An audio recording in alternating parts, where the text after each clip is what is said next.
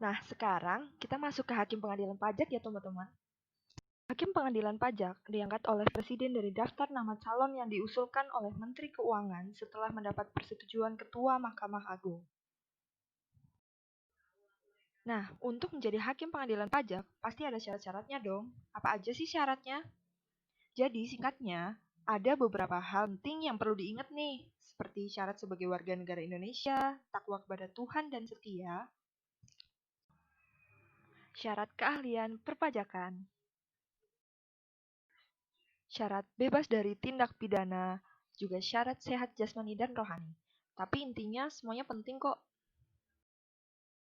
Para hakim di pengadilan pajak dapat diberhentikan dengan hormat dan tidak hormat dari jabatannya loh teman-teman.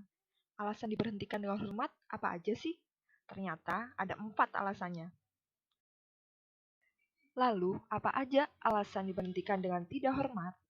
Alasannya yaitu dipidana karena bersalah melakukan tindak pidana kejahatan, melakukan perbuatan tercela, terus-menerus melalaikan kewajiban dalam menjalankan tugas pekerjaannya, dan lain-lain.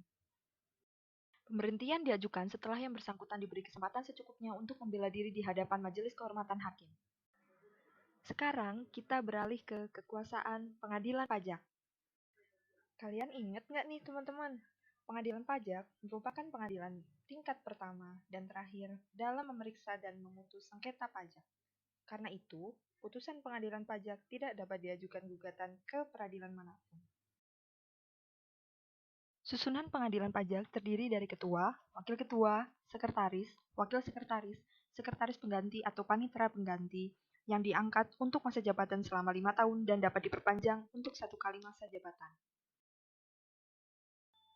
Perlu kalian tahu nih teman-teman, ketua, wakil ketua, dan hakim pengadilan pajak adalah pejabat negara.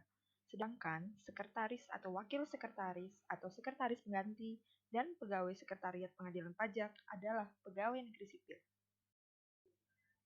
Untuk dapat diangkat menjadi sekretaris, wakil sekretaris, dan sekretaris pengganti, ada syaratnya juga nih. Syarat intinya nggak jauh berbeda dan lebih sedikit daripada syarat menjadi hakim yang sudah aku sebutkan tadi. Jadi totalnya ada 5 syarat ya. Para hakim pajak, hakim ad hoc, panitera, wakil panitera, dan panitera pengganti tidak boleh merangkap menjadi beberapa pekerjaan ini nih. Apa aja sih? Yang pertama, pelaksana putusan pengadilan pajak. Totalnya ada 6 pekerjaan.